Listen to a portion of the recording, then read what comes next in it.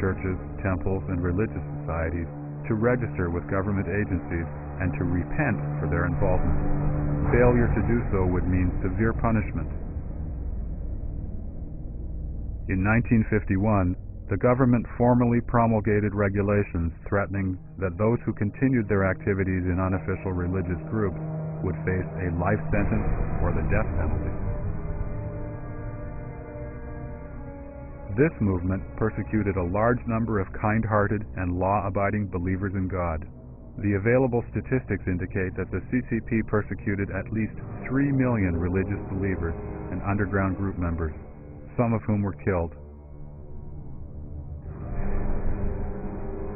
The CCP searched almost every household across the nation and interrogated its members, even smashing statues of the kitchen god that Chinese peasants traditionally worshipped.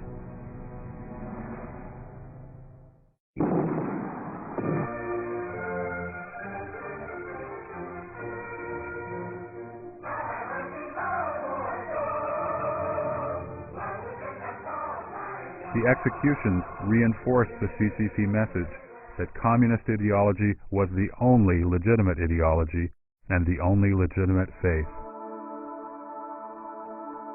The concept of patriotic believers soon emerged. The state constitution protected only patriotic believers. The reality was, whatever religion one believed in, there was only one criterion. You had to follow the CCP instructions, and you had to acknowledge that the CCP was above all religions. If you were a Christian, the CCP was the god of the Christian God. If you were a Buddhist, the CCP was the Master Buddha of the Master Buddha. Among Muslims, the CCP was the Allah of the Allah. When it came to the living Buddha in Tibetan Buddhism, the CCP would intervene and itself choose who the living Buddha would be. The CCP left you no choice but to say and do what the CCP demanded you to say and do. All believers were forced to carry out the CCP objectives while upholding their respective faiths in name only. Failing to do so would make one the target of the CCP persecution and dictatorship.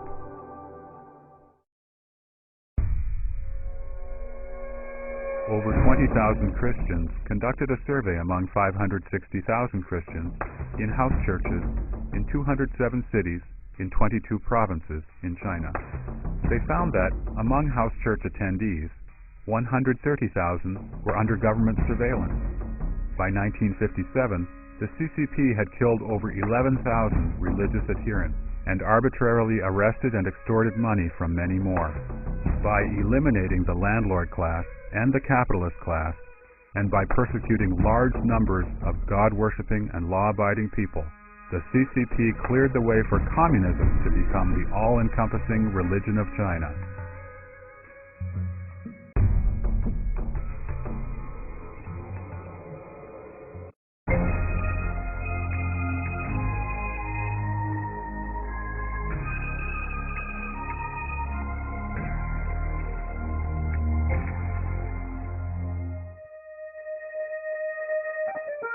In 1956, a group of Hungarian intellectuals formed the Patofi Circle that held debates critical of the government.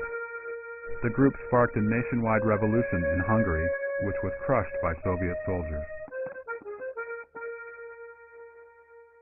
Mao Zedong took this Hungarian event as a lesson. In 1957, the CCP used the slogan, "Letting 100 flowers blossom and 100 schools of thought contend," and called upon Chinese intellectuals and other people to help the CCP rectify itself. Mao's purpose was to lure out the anti-party elements among the people. In his letter to provincial party chiefs in 1957, Mao Zedong revealed his intention of luring the snakes out of their holes by letting them air their views freely. The CCP encouraged people to speak up and promised no reprisals. The party would not grab pigtails, strike with sticks, issue hats, or settle accounts after the autumn, meaning the party would not find fault, make attacks, place labels, or seek to retaliate. Yet soon, the CCP initiated an anti-rightist movement, declaring 550,000 people as rightists, 270,000 lost their jobs, and 230,000 were labeled medium rightists or anti-CCP, anti-socialist elements. 这是一场要不要社会主义、要不要共产党领导的斗争。这是一场关系到全国人民生死存亡的斗争。 Some summarize the CCP political strategy of persecution into 4 items: luring the snakes out of their holes, fabricating crimes, sudden attack, and punishment with a single accusation, relentless attack in the name of saving people, and forcing self-criticism and using the most severe labels.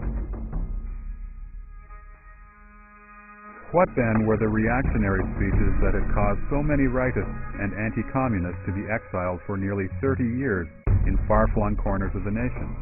The 3 major reactionary theories, the targets of general and intensive assaults at the time, consisted of a few speeches by Luo Longji, Zhang Bojun, and Chu Anping. Let us take a closer look at their opinions and suggestions. Luo Longji suggested forming a joint commission of the CCP and various democratic parties to investigate the deviations in the 3 anti-campaign and 5 anti-campaign and the movements for purging reactionaries.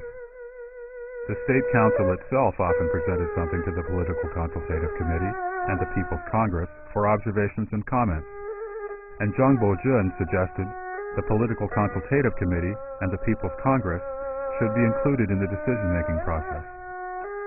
Chu Anping suggested that since non-CCP members also had good ideas, self-esteem, and a sense of responsibility as well, there was no need to assign a CCP member across the nation as the head of every work unit, big or small, or even for the teams under each work unit. There was also no need that everything, major or minor, had to be done the way CCP members suggested. All 3 had expressed their willingness to follow the CCP, and none of their suggestions had exceeded the boundaries demarcated by the famous words of writer and critic Lu Xun, "My master, your gown has become dirty. Please take it off, and I will wash it for you." These rightists had only expressed docility, submissiveness, and respect. None of the condemned rightists suggested that the CCP should be overthrown. Like Luo Longji, Zhang Bojun, and Chu Anping, all they had offered was constructive criticism. Yet precisely because of these suggestions, tens of thousands of people lost their freedom and millions of families suffered. What followed were more movements such as confiding to the CCP, digging out the hardliners, the new 3 anti-campaign, sending intellectuals to the countryside to do hard labor, and catching the rightists who were missed the first time around. Whoever had a disagreement with the leader of the workplace, especially the party secretaries, would be labeled anti-CCP. The CCP would subject the light offenders to constant criticism and send heavy offenders to labor camps or relocate their families to rural areas. Their children were barred from going to college or joining the army. They couldn't apply for jobs in cities or towns either. The families would lose their job security and public health benefits. They became lowly members of the peasant rank and outcasts even among second-class citizens. After the persecution of the intellectuals, some scholars developed a two-faced personality. They followed closely the Red Sun, that is, Mao, and became the CCP's court-appointed intellectuals, doing or saying whatever the CCP asked. Some others became aloof and fearful of speaking about political matters. Chinese intellectuals, who have traditionally had a strong sense of responsibility towards the nation, have been silent, as if Xu Chu entered the Cao camp.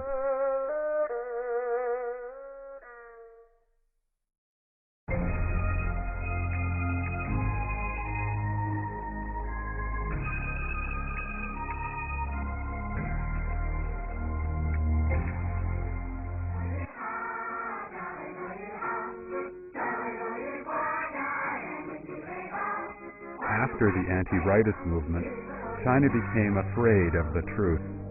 Everyone joined in listening to false words, telling false tales, making up false stories, and avoiding and covering up the truth, using lies and rumors.